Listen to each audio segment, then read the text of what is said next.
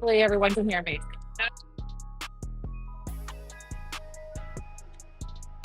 Can you guys hear?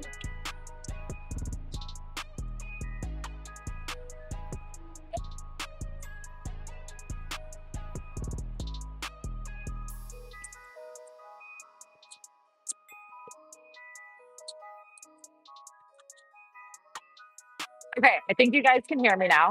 Yes, I know that you guys can hear me now. All right, all right. Well, anyway, let me start over and say welcome to the Orlando Magic Game Day Live on our YouTube channel. I'm your host, Kendra Douglas, and thank you so much for joining us. What you guys are seeing on the YouTube page is an opportunity to look at the guys warming up, have conversations with us. Of course, I'm going to be joining you guys on Courtside in a little bit. You'll hear from Jake Chapman. I love that you guys are already commenting, already having a conversation going with us. I love that. Keep it coming, keep it going, because we want to continue to hear from you and be able to chat with you and be able to just get ready for game 4 of the series. All right, I want to show you the shirts that fans will be wearing tonight. How good are these? We have the Everybody In shirts. They're beautiful. We also have a towel. Gotta love that. And then, of course, the little lights that you can do. So if you were coming to the game today, super pumped, because you are going to be having all the good goodies around here on this Magic squad before we head to Boston for game 5. This is going to be a really good game. I'm so pumped. I'm looking at the comments that you guys are on here. I love it. You see, let's go. Come on, guys. You guys are a huge Magic fan. Love, love, love that you guys are continuing to keep that going. I am going to get off and let you guys see the guys warming up, but make sure that you guys continue to stay on here, continue to keep the conversation going. So that way we can talk with Jake, and then you can meet up with me and Dan Savage again for a Courtside Countdown.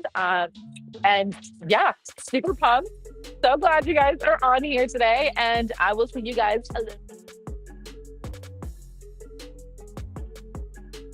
Maybe you guys have the opportunity to even the series tonight. How big of opportunities in front of you guys before you head back up to Boston? All right, it's a huge opportunity, obviously, it's 2-1 right now. We're playing at our home court, which is an advantage for us. So it's a big opportunity to get a win, even the series out, and go back up there on a good note. You seem to have maybe tweaked an ankle there early in the fourth quarter. What happened on that play, and how are you now? I'm good now, but it was just going for a rebound. There's a lot of bodies in the paint, just like a little collision, nothing serious. But yeah, I'm feeling good today. What have you guys made of the physicality? Is that something you guys talked about? I mean, that's just this is how we played all year. We like to touch people on defense. We're into the ball, we pick up, and that's just the style of basketball we play. Anthony, do you think there are things you learned in the series against Cleveland last year that you could take into this series this year? For me, the biggest thing I would say was just after going down 0-2, haven't felt that before, not panicking, just knowing that we had to come home and take care of business. But there's definitely some other things, but that was probably the biggest thing I would say. Yeah, Drew Holiday obviously didn't play in Game 3, and not that the Celtics are any easier, but what impact did his absence have on the ability to kind of initiate offense and get sets quicker? He's a good defender, so him not being there was one less good defender, so it was good for us. He's picking up the ball at half court, doing some things to disrupt, so him not being out there, it was just eliminated that. What impact does Cole had on you guys in the second unit? I mean, he's just a scoring punch off the bench. He always brings a spark with his scoring and his playmaking ability. So it just brings good energy for us. He's a great spark off the bench, a great scorer. And he's a good scorer for us, gets us going. How valuable is the perimeter defense of Gary then in this series? Super valuable. Just there's times in the game where he picks up, gets deflections, offensive rebounds. Like you're saying, the perimeter defense, it's all things that don't really show up, but we know on this team it's just a big help for us. And, especially in Game 3, he helped change the momentum in the first half. You guys have taken away their 3-point threat a lot this series. You guys have been pretty good about doing that all year. What is it about the way you guys switch or the way that you guys kind of attack on the perimeter that has mitigated that threat so far? I think just our length.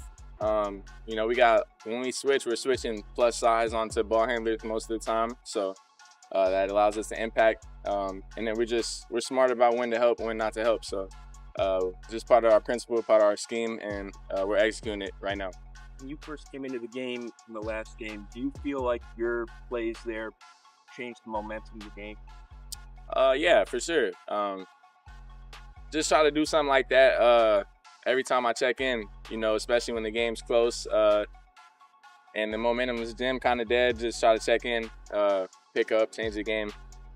But for the most part, it's just part of what they want me to do. How have you guys been evaluated the way you guys offensively played in this series so far? I think we're playing well. We're getting good shots. Some of our shots aren't falling, open ones. Obviously, there's stuff we got to do better. We got to keep trying to get in transition, get quick buckets. You know, they got a lot of size, but we're creating a lot of good looks, and we know they're going to start to fall here in the next couple games. The much. Oh, what kind of opportunities ahead for your group with the chance to tie this series up at, My fault. before Big going one. back to Boston? I think it's a great opportunity for us. I think, you know, we got a chance to protect the home court, and I think we plan on doing that. I think it's going to be a tough game. Obviously, you know, they weren't going to want to bounce back after last game, but we got something to prove, too. We want to win, too. Well, Jaylen Brown had some comments after Game 3 that said this series is starting to not look like basketball anymore. Just curious what your reaction is to that. I'm going to keep it a bug game. I don't even really care. We all here to hoop. What have you made of the physicality of this series so far? Love it. I think that so we don't play a non-contact game. I think we play a physical game. So it's a contact sport. You got to be ready to get touched. What worked against Peyton Pritchard in Game 3? I think we just did a great job preventing his attempts. Obviously, I don't think he even got a three-point attempt up. So I think that was big. And then obviously forcing Jaylen Brown and Jason Tatum into a lot of shots. They a lot of mid-range contested twos, and that took away from a lot of his shots.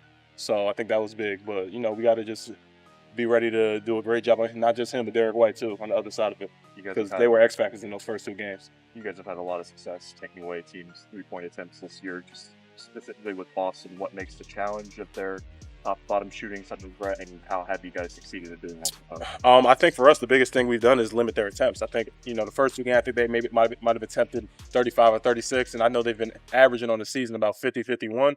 And in the last game, I think we held them to 27 three-point attempts, where I think they hit, 9? And so that takes away from a lot of their scoring ability when they're getting these wide open spray out threes, they're getting these tough contested twos. And so I think for us, we just got to keep that up. How are you guys limiting those number of not only threes but open threes? I think just guarding our yard. I think that was a big thing last game. Obviously, AB, Gary came in, were huge off the bench, just guarding. They came in, had some big spark plays for us. KCP's obviously guarding. P and Franz been guarding. Dell. I mean, everybody's been guarding. That's been the main thing, and it's just been kind of a read your ride. You know, not trying to overhelp too early. Instead of, you know, trusting that our teammate can stay in front of the man most of the time. But obviously, if they get cracked on the screen or something, or you know, if they get beat, we're gonna have their back. But just, you know, trying to read that. What have you made of? Not that they're any easier without him, but what impact did Drew Holiday's absence have? Three, knowing now for as well. He's obviously a big factor for them, where his ability where when he's on the court, he just kind of roams the defensive side, just kind of at his own discretion, goes where he wants to, and you know, he's a very smart defender, and so he does a great job at that. And so him not being on the court, you know, it definitely doesn't. I'm not gonna say it helps them with him being off the court, but you know, for us, we got to play with the five that's on the court. So can't really trust about him being in and out of the game. If he's in, cool. If he's not, obviously we're going to not have him tonight. So we'll be ready for that. And the game is so emotional, especially in the playoffs. Yeah. Keep your emotion in a big game like tonight. It's no one end all be all answer for that, but I know for me, I try to breathe a lot. I try to just find joy in my teammates. You know, just trying to, you know, find some joy in their success, and then not let these refs get in our head. You know, that's been a big thing for, I think, dang near everybody in the playoffs, is letting these refs kind of affect you. And so I think for us, we just gotta try not to worry about them so much. And this is mainly me talking to myself, but the team too. When AB and Gary do what they do and they pick up full court like they did in Game 3, how does that kind of spark the rest of you guys on the floor? Yeah, I mean, it makes my job pretty easy because they guard. They so great at on that other side of the ball. They give me a little slack. I can take a deep breath sometimes, but obviously I'm gonna be there guarding right there with them. But they especially last game, they just had I think it was like a 3 possession stretch where I think AB stole the ball twice. Gary might have got one too. They're awesome on that defensive side of the ball.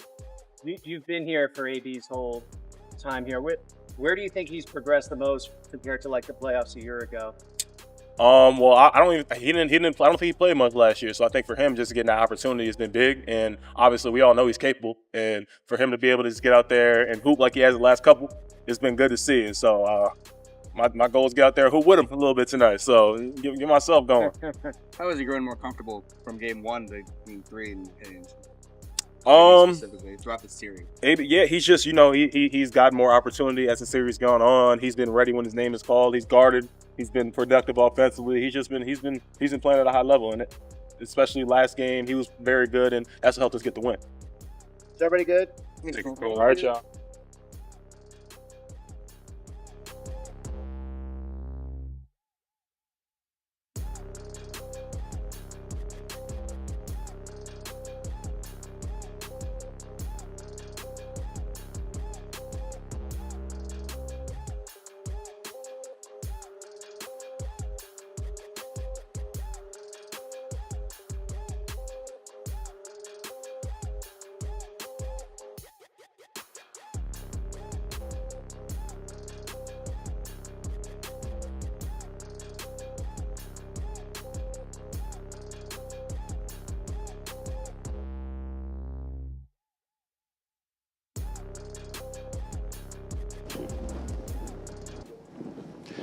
Coach, with the big Game 4 ahead, the opportunity to even the series, where does it start for your group today? I think it's always the mentality, the way in which we approach this game, understanding we got to take care of home court, our ability to defend the right way. Offensively, can we move it? Can we share it? Can we play with pace? All those little small pieces that we've talked about, from game 3, can we have that carry over? Jamal, this Boston offense obviously thrives on getting 3-point shots and shots at the rim. Throughout this series so far, you guys have done a pretty good job of minimizing both of those. Just what's going into that without, obviously revealing too much? What's going into that with your defense, and how are you succeeding in that? I think it's our guys being able to follow the game plan in a lot of ways. The level of communication that we have, where switches are happening, where they're not happening, being up on shooters and knowing who we're closing out to. A lot of that is personnel driven and knowing what we need to do and what we're willing to give up. Jamal, obviously, you guys have faced some criticism from the Celtics for the play style through this series. When you hear that, what does it make you think? Like, do you get upset about it? Do you like hearing that from the other side? Like, what do you think about when you do hear some complaints from the outside or the other side about your guys' play style? I don't think much of it. I really just focus on our team and how we can continue to play and to do the things that we need to do to give ourselves an opportunity to be successful. What stood out to you about Jonathan Isaac's performance last game and just the way he's helped you guys down low? I think just really his defensive focus, his ability to guard multiple positions, being able to guard Tatum at times, Brown at times, Porzingis at times. I think those things stand out highly, and then his ability to crash the glass as well as finish defensive possession rebounds. We've talked so much in this series about kind of winning those plays on the margins, trying to find ways to get up the court in transition. How critical was it in Game 3 to force turnovers and knowing how disciplined you have to be to face Boston and how good they are at protecting the ball? How important are trying to force turnovers and getting those possessions to winning in this series? It's huge. I mean, the small margins. You talk about the free throw line, the rebounding count, the fouls. Those little things are big in a series like this. When in a low possession game, you've got to make sure, one, you're taking care of the basketball, and if you can create some turnovers, you give yourself an advantage. Going back to the communication and just being sharp on your switches and everything, how have you seen that how have you guys seen that progression from Game 1 to Game 2, Game 3 in this series so far? Well, just the adjustments, different things that they're running, different actions they're trying to get guys into, understanding how we want to cover them. I think our guys are recognizing that. Obviously, there's another game tomorrow. Yeah, no, but we're treating like a really important game. Looking at the standings. I don't know if it's necessarily a compliment. I think it's just us playing Orlando Magic basketball, and I think we've had that since we've been here. And so at the end of the day, I think it's just us being who we are, and we just have to we own that, we accept it, and that's just who we're going to be. Anything else? Thanks, Coach. Just understanding that, 4 of Boston's key rotational players last game, guys like Pritchard, Hauser, et cetera, just only combined for 16 points. Is that something you expect consistently to keep happening as explosive as Boston is? Or No. how do you try to... No. This is a championship basketball team. You expect the best from them. And so I think at the end of the day, like they may not have made shots and you take them out of a couple things, but this is a championship basketball team that we expect championship basketball to happen. And that's why we got to focus on what we do and how we can control our game plan. All right, thank you. Thank you all.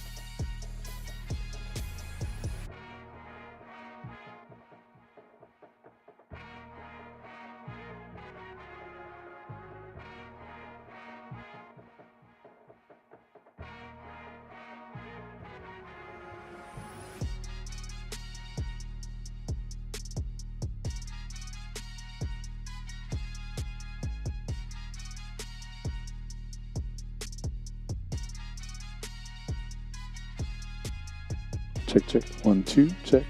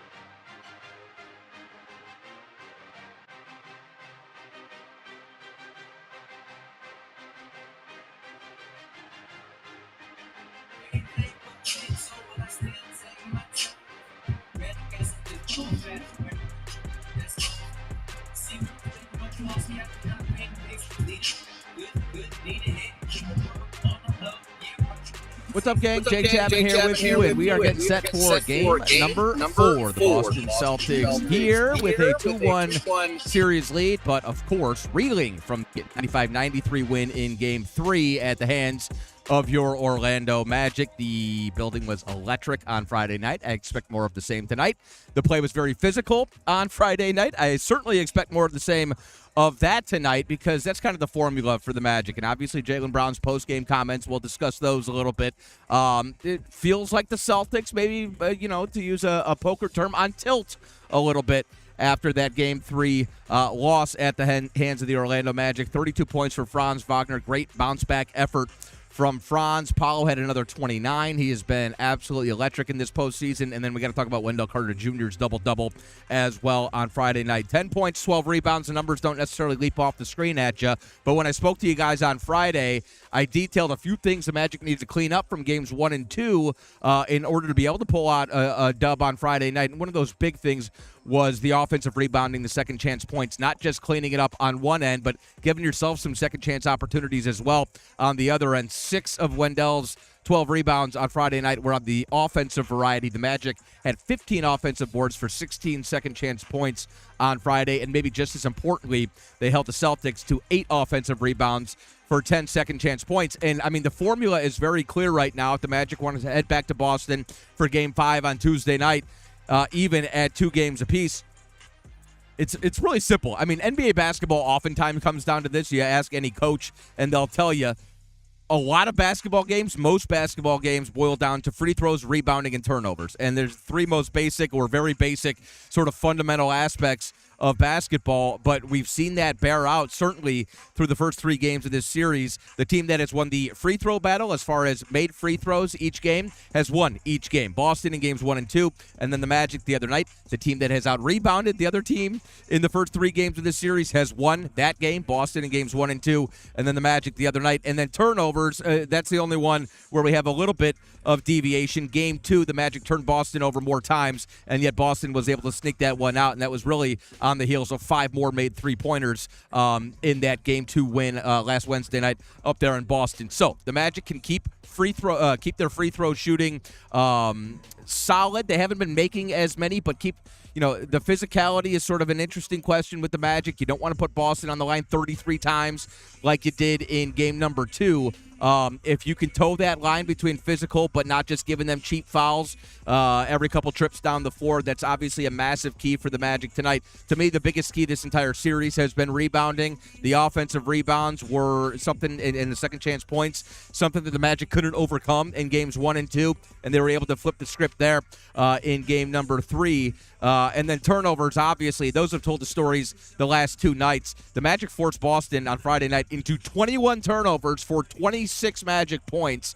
Celtics high for the regular season turnovers, 20. So the Magic in a playoff game were able to turn the Celtics over more times than anybody else has done over the course of the regular season. Again, Jake Chapman here with you. We are getting set for this game coming up, game number 4 against the Boston Celtics. We'll have the pregame show beginning at 6:30 on our flagship station here in Central Florida. That is 96.9 The Game, and you can always stream us here in Central Florida on the iHeartRadio app or on the Orlando Magic app as well. And if you're outside of the listening area, then you can check us out certainly on NBA League Audio Pass or on Sirius XM as well. Taking a look at your comments here in the YouTube section as we get set. We're going to send you down to the floor coming up here momentarily, and you guys can hear from Kendrick Douglas as well. Let's see. We got Rolf Steinbauer says, "What's up, Jake?" We've got Quick Tips says the Celtics are soft.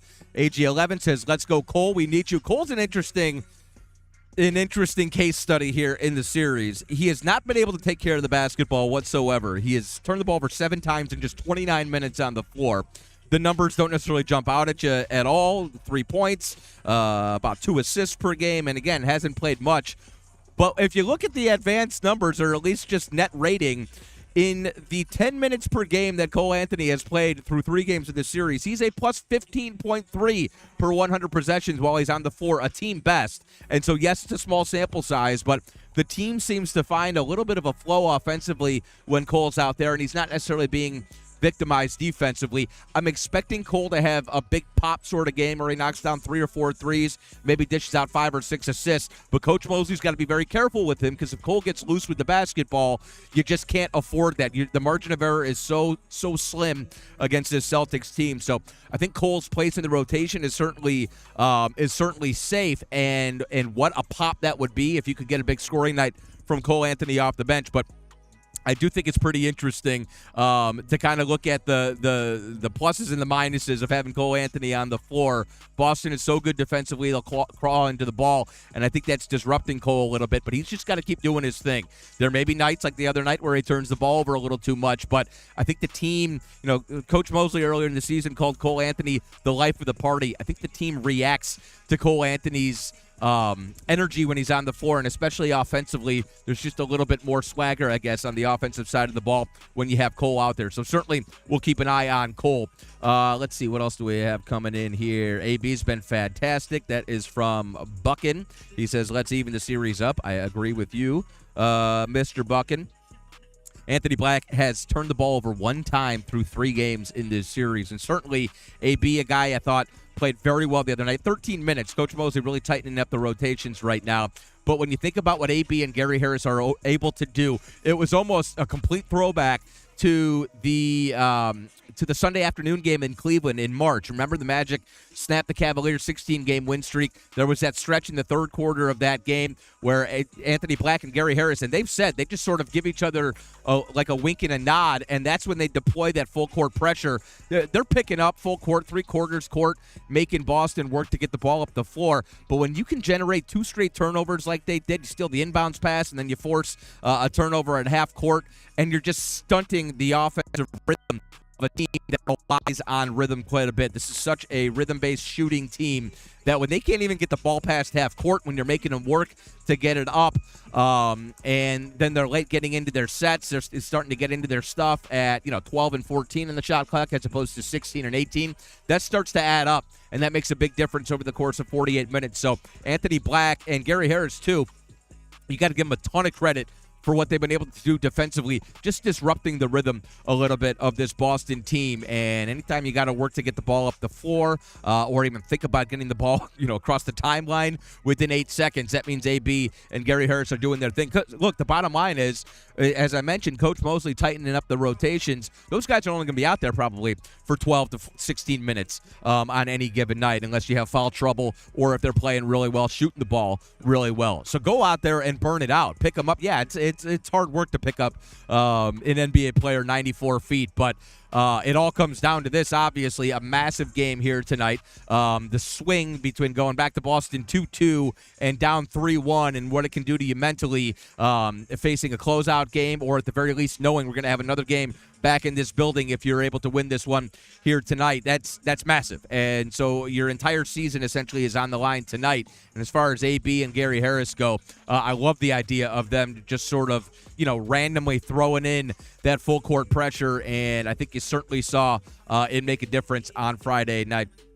See, we got Fabio jumping in, and Fabio, I believe, is weighing in from across the pond over in Italy. He says, in the first 3 games, Coach Mosley used very different rotations. I think Jet can have some chances tonight, trying to have some more threes. I think it's going to be difficult to get Jet on the floor. Tristan, even Gogo Batadze, who I thought played really well in spot duty in Game 2. I just think if you're at this point of the series, you've actually, even in the 2 losses, played well enough where you're talking about a couple missed free throws here, a couple turnovers here, some offensive rebounds, second chance points. I think you came back knowing what the formula was, and that includes really the 8 or 9 guys that we're seeing. So I wouldn't expect the rotation to expand at all. Yeah, anything can happen, but I think you're kind of banking on Caleb, Cole, Gary being those bench shooters coming in for you, and then you're hoping that Franz can knock down some shots from the perimeter. Certainly KCP a little bit more so than we've seen. Kojo hit 2 threes the other night. I think that was huge.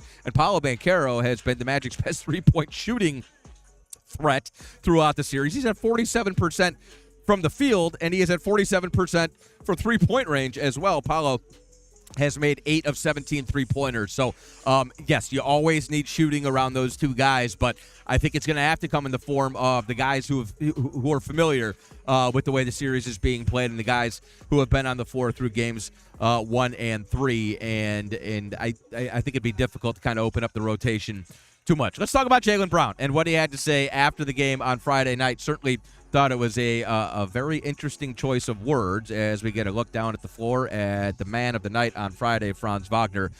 He was awesome. 32 points. He was 11 of 27 from the field, had 8 assists, 7 rebounds as well, 2 steals, did a bit of everything certainly on Friday night, did Franz. But it's starting to sound like, and look, Al Horford's been complaining the entire series about the physicality, about KCP's foul in Game 1, and then the 2 of them ran into each other in Game 2. So he's been squawking. Kristaps Porzingis has been a little bit more, let's say, sort of minded his P's and Q's a little bit more with the things that he's had to say about the physicality. But Jaylen Brown just let it off on Friday night after that game. He said, quote, there might be a fight breakout or something because it's starting to feel like it's not even basketball and the refs are not controlling their environment. So it is what it is. If you want to fight it out, we can do that. We can fight to see who goes to the second round. Careful what you wish for, Mr. Brown, because this Magic team is absolutely down for that. And that is, look, when you come in with 2 injuries to two of your best players, one of your best perimeter defenders and arguably your best bench scorer in Jalen Suggs and Mo Wagner, and you sort of are trying to deal with a bit of a talent disparity, or at the very least, the guys who are available. You're looking at the defending champs and a team that shoots 48 threes a game. Playing this game in the muck and in the mud and in the swamp down here in Central Florida, that's exactly what we're looking for. That's the way the Magic have played all season long, and trying to muck things up and get physical and literally turn this game into a fight would, in my opinion, certainly benefit the Orlando Magic, but I think that's what you're kind of looking for. That is the best way to slow down a team that can knock down 23s in a playoff game like Boston can with ease. And so you can tell, I think, from the post-game comments from Jaylen Brown that they're starting to get a little bit uncomfortable, and it was fine when they were up in Boston. It felt like they were getting the benefit of the doubt as far as the calls go. But he was a little salty coming out of that game on Friday, and for good reason. Or I shouldn't even say for good reason. You understand why. But to take to the podium after he's had time to shower and calm down and to start talking about how if we want to turn it into a fight to advance to the next round, we can do that. I just, if you want to talk spicy, we can take this thing to Flavor Town if you want, right? I mean, that's exactly what the Magic are looking for. That's exactly how we've played all season long, and we're handsy. We're a physical team, and the Magic, I think, would be more than happy to turn this thing into an absolute slugfest tonight and a slog up and down the floor. I think that's exactly what this team is kind of looking for. And so I thought to myself, boy, the Magic are going to have to replicate what you did on Friday night, which is essentially play a fairly perfect game. Yeah, there were some things that you can clean up, but that's what we've been asking for through games 1 and 2. I got to be honest, I read into those comments after the game, and I said, Boston might be getting a little bit nervous here. You headed into that game, and it sort of felt like they were kind of getting into, almost load management in the postseason. Holiday's not going to play tonight. I'm getting a look at Jaylen Brown right now. He's going through his pregame warmups. He broke a finger on the fall the other night, but he's still dealing with that impingement in his right knee. I have a feeling he's going. You can't talk like you did after the game on Friday and then not play because of a bum right knee. So I have a feeling Brown will give it a go here today, but it's kind of interesting that the Celtics are at the very least on tilt a little bit, starting to think about the physicality and starting to complain a little bit about the physicality. And it never does anybody any good in the postseason.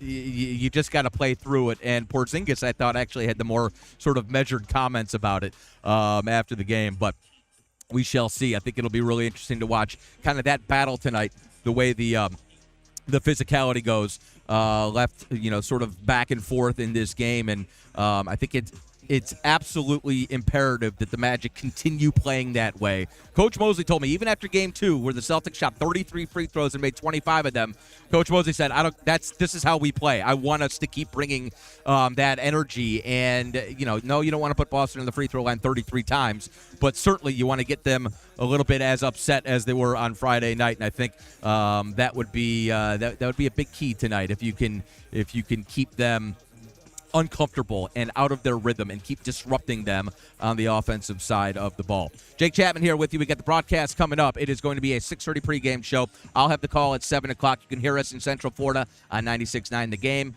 As always, you can stream us on the iHeartRadio app or on the Orlando Magic app in Central Florida. Outside of the listening area, check us out on NBA League Audio Pass or on Sirius XM as well. Last thing before I go, let me just check in on any comments here. Quick Tip says, what happened to Nothing Easy Inside? The flagrants don't seem like flagrants. AG said some of those flagrants were a joke. Buckin says, if you let those emotions out publicly, imagine the emotions he's dealing with. We're breaking them. That's kind of what I'm getting at, Buck. And it's starting to feel like they're feeling the pressure just a little bit. And obviously, we came into the series without any pressure, without two of our best players. By the way, if Mo Wagner were in this series, I don't even know if we would have gotten to Game 4 because there might have been mass suspensions and fights because that guy knows better than just about anybody else how to get under people's skin. And without Mo and Jalen, which somebody just commented that, I think it was Jay Curve, without Mo and Jalen for these guys to be as perturbed as they are by the physicality. Just imagine if we had all the boys down there on the floor. Let's see here. Comments coming in. My boy Jay Curve. Let's see. Quick Tips. He says, see, the Celtics are soft. Rolf Steinbauer says, P5 has been great. Let's just kind of leave on that note. Paolo Banchero, third in the NBA postseason now with, most series having gone 3 games, some 4 games. Paolo is averaging 32.3 points per game. That's third best in the league. Only Giannis and Jalen Brunson averaging better. I mentioned he's 8 of 17 from three-point range, but he's getting you 8.7 rebounds a night. That's 12th best of anybody else in the postseason.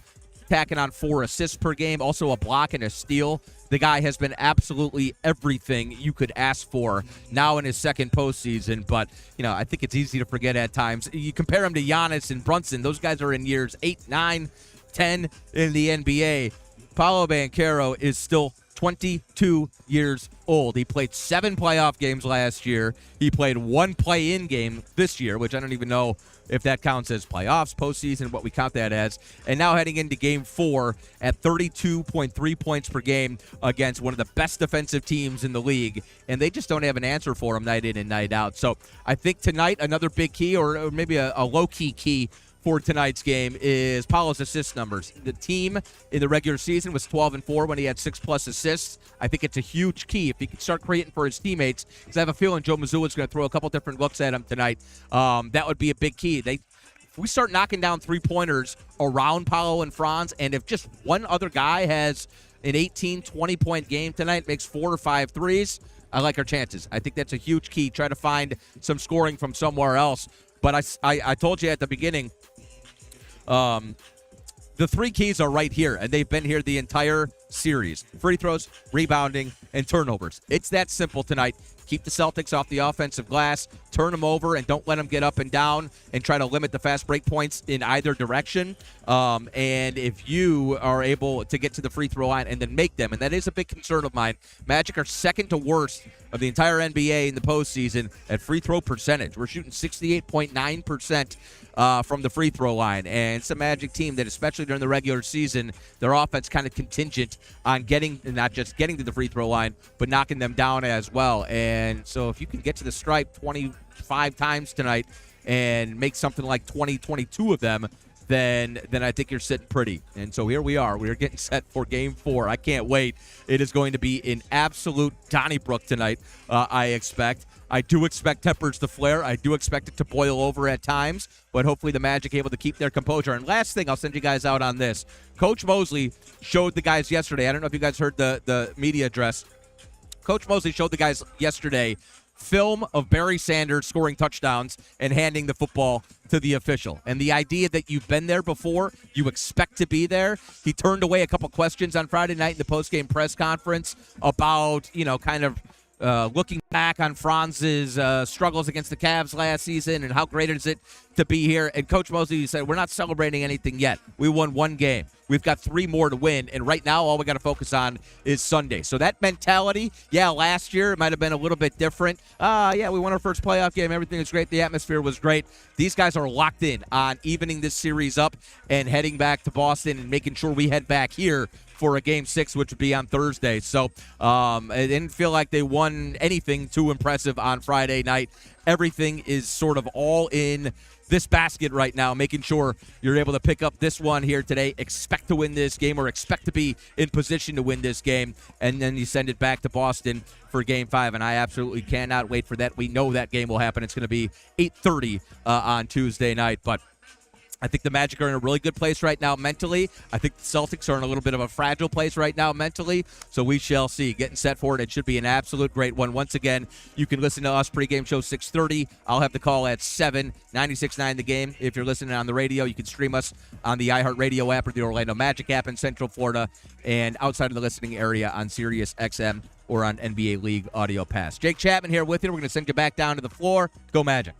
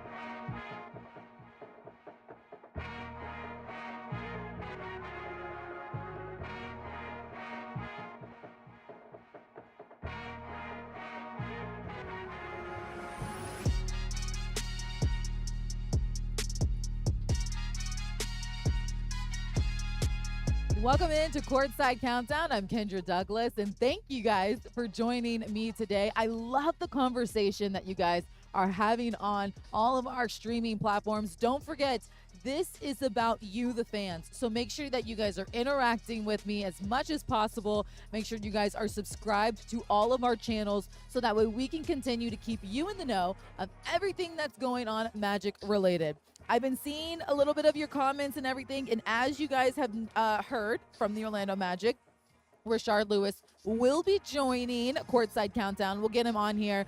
Talk about his time playing in the playoffs and, you know, what this Magic team needs to do to take care of business before we head back up to Boston. I'm sure you guys can see behind me, there's another sea of blue. We've got shirts that say everybody in because we need you guys, we need the fans, we need everybody in for tonight's game because it is going to be a good one. You've heard the comments that Boston has made, and you can better believe that this Magic team will continue to play that defensive style that we love and that defensive style that's helped them get to this point. Before we do, let's look at those highlights from that last game. A game 3 here in Orlando with the Magic taking on the Boston Celtics. You know, fans packed the Kia Center for this one. The Magic outworked Boston all night, and we saw it on the defensive end. Boston had 21 turnovers, 26 points. And after not playing in game 2, Tatum, he did have a strong performance. You got to give him his flowers on that one. But he turned the ball over 7 times. Jaylen Brown turned the ball over 6 times. Head coach Jamal Mosley still went deep in his bench in game 3 while Boston played 8 players. Now this game went down to the wire, but it was the third quarter that shifted that momentum towards the Magic. That's been something that we've talked about all season long. That third quarter performance for the Orlando Magic has always been a tough one for this team, but they were able to outscore Boston in that one 24-11. They found a way to get the job done, and you see the final score right there. It was still a low-scoring game if you kind of look at it, 95-93. That's just how defensive this game was, the battle of it all. Franz Wagner had himself a great night too, leading the Magic in this one with 32 points. You see they outscored them in rebounds, which is going to be huge. Crashing the glass will always be really big for this team. Closing out the possession, finishing strong. So, you know, you gotta love what you saw from head coach Jamal Mosley's team that night. Let's get to some of your comments and see what you guys are saying. Ooh, I love this one. Boston looked a bit shook for real. Well, I will say this, that, you know, Boston is a team that definitely is, I think the Magic are getting into their head. But let's get to the highlights for let's get to the series. Yes, you can see the series numbers for this team and everything that this Magic team has been able to go through against this team as we bring in Dan Savage real quick for us.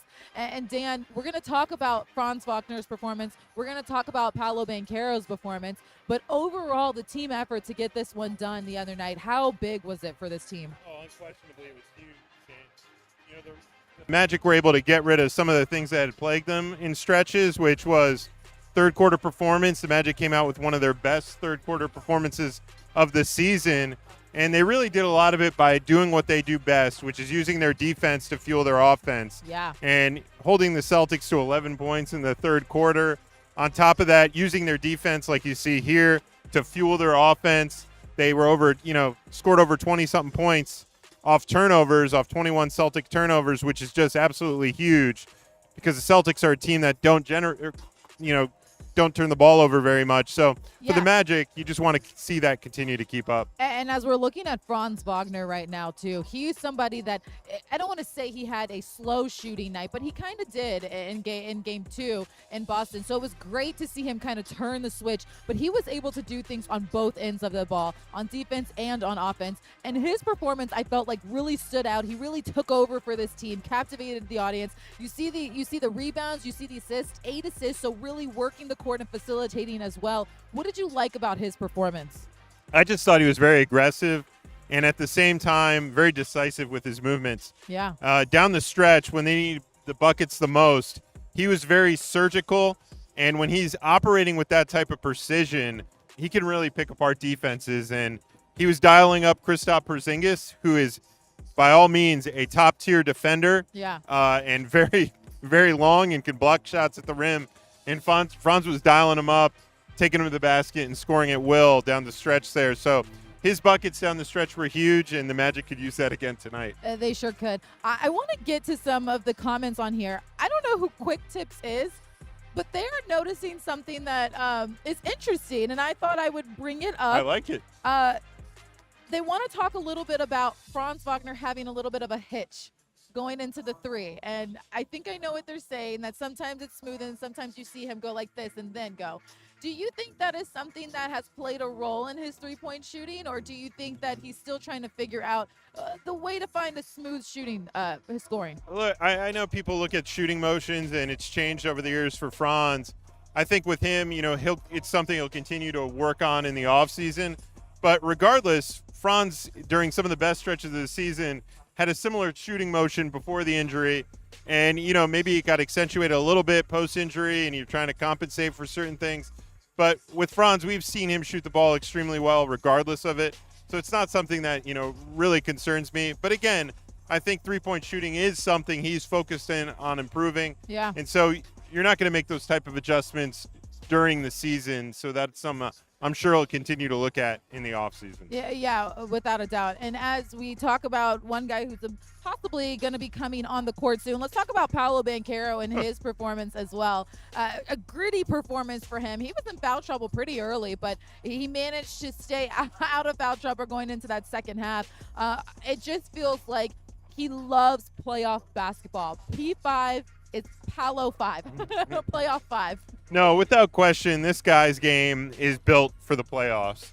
He has the ability to score at all three levels. The mid-range game in the playoffs becomes increasingly important because teams' defenses pick it up a notch. They look to take away the rim. Yeah. They look away to take the three-point shot away from a number of teams. And Paolo is just able to find his spots throughout the court and score the basketball. And on top of that, what's most impressive about Paolo is that he just consistently makes the right play. You don't look at him as a guy who's going into double teams and getting sloppy and turning the ball over. He's been playing extremely effectively, finding his sweet spot, scoring, and when it's not there and when they do bring two, playmaking for others. Yeah, for sure. And more fans are saying, the AG11 says the fans were the sixth man for real in the last game. And then also another one, Jay Curve, he mentioned it was his first playoff game on Friday, and he was so proud of the fans and him, and because he's never been in such an electric atmosphere. For those who, aren't here, how would you just describe No question. the game in here? So there's regular season basketball and there's playoff basketball, and we talked about that accentuating Paolo's games. For the fans here at Kia Center, there's regular season Kia Center fans, Yes. and then there's postseason at Kia Center.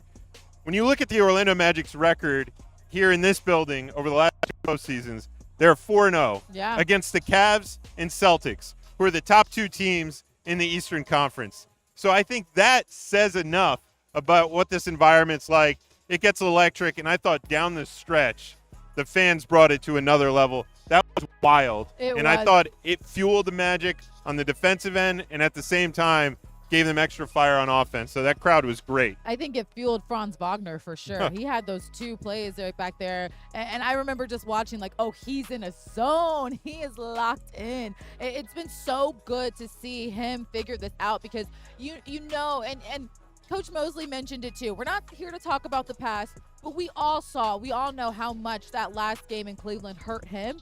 But he's shown up as a great leader for this team day in and day out. If he can't shoot, he's finding ways to assist. He's finding ways to rebound and be active on the defensive side of the ball. I just feel like this year was such a big growth moment for him to be a leader and to step up for this team. I think a lot of people often overlook about Franz is quite often he's tasked with defending the other team's best player. And if you look at high-level star players, there are very few that are as effective as Franz is offensively and then give as much effort and energy on a possession-by-possession basis as Franz does. And so I think sometimes when you look at shooting numbers, the effort he gives on the defensive end can affect shooting. You look at a lot of other stars throughout the league, at points they could mail it in. You could pick your favorite star players. Some of them have the reputations. I won't name names. But there are guys who loaf defensively or stand in a corner. Yeah. Franz is not one of those dudes. He's given his all on both ends, and I think that's what really sets the standard, because when you're a role player on the Magic and you look at the effort that the stars are giving on the defensive end, you know I better defend if I want to stay on the court. No, without a doubt. I completely agree with what you're saying. The Magic, they will be taking on the Boston Celtics tonight. So let's listen into some of the guys during shoot-around today. AB, you guys have the opportunity to even the series tonight. How big of opportunities in front of you guys before you head back up to Boston? All right, it's a huge opportunity, obviously it's 2-1 right now. We're playing at our home court, which is an advantage for us. So it's a big opportunity to get a win, even the series out, and go back up there on a good note. Much. Oh, what kind of opportunities ahead for your group with the chance to tie this series up at My fault. before Big going on. back to Boston? I think it's a great opportunity for us. I think, we got a chance to protect the home court, and I think we plan on doing that. I think it's going to be a tough game. Obviously, they weren't going to want to bounce back after last game, but we got something. Oh, they are locked in, and no Let's matter go! what. JT's locked in. JT is locked in. We love that. We love that. But you always know that with these guys, it does not matter what the Boston Celtics say. It does not matter how much they try to get into the Magic's head. You can tell we're already getting in their head a little bit. Oh, no question. The Magic play a specific type of brand of basketball regardless of their opponent. Yeah. They don't alter it because they're playing the Celtics. And I think there are some teams throughout the NBA who, when they're playing the defending champs, play a little bit differently. Maybe are a little scared, timid, because they're young players in the league and they're like, oh, that's Jason Tatum, Jaylen Brown. The Magic aren't built that way. When guys like Anthony Black, KCP, Jonathan Isaac, Gary Harris go out there to defend, all they see is an opposing team jersey. Yeah. That doesn't matter who they're going up against. We saw Jonathan Isaac have big moments against LeBron James, Trae Young, etc., where he calls for the switch so he could be on there defensively. That's the DNA of Magic basketball. So look, if you're in a series with the Orlando Magic, you better expect physicality, because that's what's coming. I want to look at some of the comments real quick, though, because this was a good one. Fabio says, Porzingis in Game 3, not able to make shots, also when matched with Kojo. So shout out to Kojo and the toughness of the team. We talked about that actually in our production meeting and just how well Kojo was just getting, because, Kojo was in his stomach. He was literally the height of his stomach, but he was keeping him from making threes. He was keeping him from making shots. And you could tell that those guys, they understand what they need to do defensively to keep guys like him from scoring. When you look at what teams try to do, and, Magic head coach Jamal Mosley, his staff, do a great job of it. They know what the Celtics are trying to dial up. They've shown these clips. They showed what they try to present in getting the switch to get Corey down there. But it doesn't matter. That guy defends hard. Like we said, it's a key part of getting on the court, and I think what Kojo does well is bring that energy. Probably those pregame coffees he has to have every game. For sure. Oh, I know. All right, Dan Savage, thank you for joining me, because we have a special guest who is joining us today. We have Rashard Lewis, who is in the building, but you can see right there Jason Tatum's numbers so far in round one versus the Magic. But we have Rashard Lewis, who is going to be joining with us, guys. So make sure you guys ask questions, because we definitely want to talk with him a little bit about what's going on with, the Magic, how he feels about the Magic and everything happening so far. So, Rashard, thank you for joining. I've talked with you so much over these playoffs. It's Magic playoffs. I know. We are keeping you booked and busy for sure. Let's go. I'm ready. So, again, this is, a chat where we get to talk with the fans. Yep. So some fans are definitely here, and they love that you are on here today. I saw a couple comments. Before I get to those comments and I find them, what did you think about Game 3? How electric it was here. Yeah. You and I talked about keeping your composure in a Right. game. How did you feel that they did that, especially in that second half? I thought they did a great job of it, because they went on a run late in the second half to actually win the game, and that really helped us. But, you got to stay in the fight for 4 quarters because Boston Celtics is a really good team. You got to stay in the fight and not get down too big and try to win it in the 4th quarter. I'm sure the Celtics will come with a little bit more sense of urgency tonight because they lost last game. So I hope our guys have even more of a sense of urgency as well. I love that you said have that sense of urgency because you know that this Boston team, they're defending champs. You know they're going to come out much more aggressive. Do you think that this is going to be another defensive battle, or do you think we're going to have a shootout tonight? I think it'll be another defensive battle. Okay. Because those guys can really shoot the ball. We don't want to get into a shootout with the Boston Celtics because they're a great three-point shooting team. But I think that as long as the defense continue to stand tall and stand strong, we'll always have a chance to win the game. And I hope those guys I'm sure they will play great defense tonight. Yeah. But if our offense is rolling, man, the building will be electric. We have some comments saying, "Sweet Lou, hi Rashard. I love this. Any keys for tonight's game? So what do you want to see from this Magic team in tonight's game?" I would like to see them make more three-pointers tonight. Yes. I think that'll open up the paint up for Van Caro as well as Wagner. Yep. It'll open it up for Cole as well, getting into the paint because those guys go to the basket pretty hard.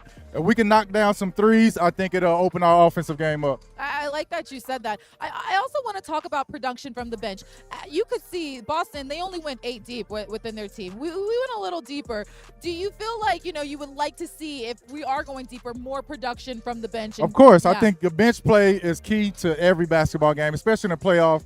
I thought Anthony Black came in and played great defense last game, knocked down some big shots, and we're going to need him to do that again tonight. Yeah. Jonathan Isaac step it up. We're going to need everybody to come in and give us some good bench minutes so when those starters go get some rest, they can come back with a lot of energy. I want to take it back to a time where you were in the playoffs. Was there ever a moment, what's that feeling like? Describe that feeling for those, what is it like being able to play in a playoff game? The feeling is unreal. I mean, it's like you having butterflies in a locker room and you're visualizing the game before it happened. The energy is in the building.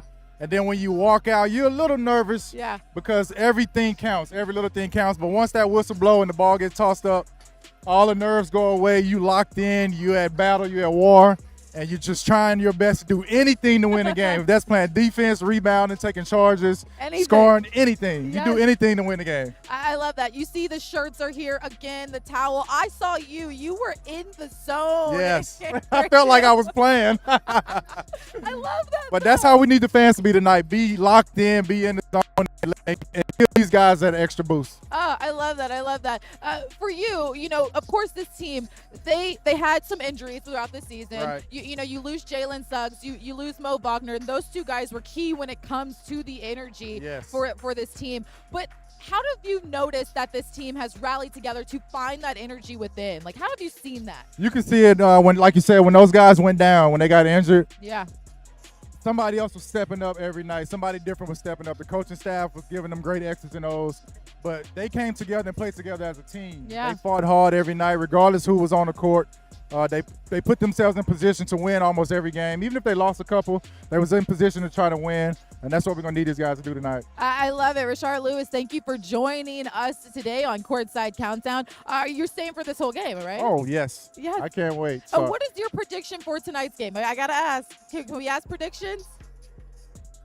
honestly, I think it's going to be a tough game early on in the first half. Yeah. But like I said, I think we're going to be knocking down some threes tonight. Okay. And if we knock it down threes, we can easily win this game by 10 points. Okay. That's my prediction. Okay. I love that. Well, let's take a look at the upcoming schedule for the Magic, too, as we let Rashard go. Thank you again for joining us today. As you can see with the Magic, they play tonight, and then, of course, Game 5 will be in Boston, and that will be on Tuesday. And then, of course, if the Magic are able to continue to keep that going, you'll have a Game 6 and Game 7, and that's what you want with this Magic squad, because it has been so good to see them find the fight within and be able to find a way to get this job done with this team. So I am pumped for this Magic team to figure out a way. All right, I want to get to some more comments and questions before I let you guys go. Fabio said AB's defense can be a nightmare to guys. I love that you said that. I talked with him a little bit today, and if you guys are going to watch the broadcast on FanDuel Sports Network, you will see that I am going to be catching up with AB a little bit. And we talked about his defense, and that we talked about how he spoke with his former coach, college coach, and Eric Musselman, and how they had a conversation about that defense, about him continuing to shine. Impact winning is what he told me. He said, I've always had a tough coach, so having a tough coach has made him a tough player. And we talked a little bit about how Coach Mosley has allowed him to make mistakes, and he's been able to grow through those mistakes as well. So it's so good to see AB step up for this team coming off the bench, and I think we're going to see a great performance for him as well tonight. What else are you guys saying on here? I love how you guys are so excited to have Rashard Lewis. He's so great to have him. If you guys didn't know, he's also a pickleball extraordinaire. Yes, he was in a pickleball tournament just a couple days ago with the Squeeze, and he won. So if you guys didn't know, Rashard Lewis, his second career could be in pickleball. Okay, before I let you guys go, Kojo might be tough. Yes, we love Kojo and what he's got going on. And you know what? I love the comments that you guys are giving us so far. Dan is out, so I can't get Dan anymore. But either way, ooh, Magic in 6, okay. How many technical fouls will there be tonight? None. None on our end. Let me say that. None on the Magic end. Let's go with that one. Yes, the bench needs to produce tonight, and Cole needs one of his streaky games. Yes, it would be great to see Cole Anthony have a great night tonight. I think he's figuring it out too, so hopefully we see this bench really come alive. I think it'll help out guys like Paolo and Franz to get some rest and be able to regroup real quick before coming back in, because we saw, I believe in the last game, that Paolo, not game 3, but in game 2, Paolo played like all that fourth. So it'd be nice to have production from the bench to allow these guys to sit out a little bit and come back in. All right, guys, that's going to do it for me on Courtside Countdown. I'm Kendra Douglas. Thank you guys for joining me. We will be heading to Boston, but you can also catch this game on FanDuel Sports Network tonight. It'll be me, Dante, JT, David Steele, the whole crew, Coach Brian Hill's in the building. We've got you all set up for tonight. So make sure you flip over to FanDuel Sports Network so you can lock in with us, and I will see you guys next time.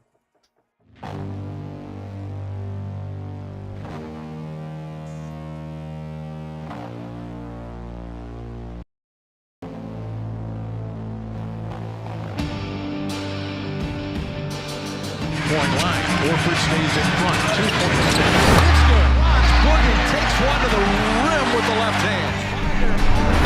With that lob pass. There's a steal. Isaac took it from Tatum. Anthony barreling his way to the basket. Lays it in. 3-point shot. Wagner buries it. Takes back Porzingis again. He scores again. What a play by Wagner. Rebound. Carter slams it home. Caro going for the tie. The steal to KCP. Bounce ahead. Wagner the dime.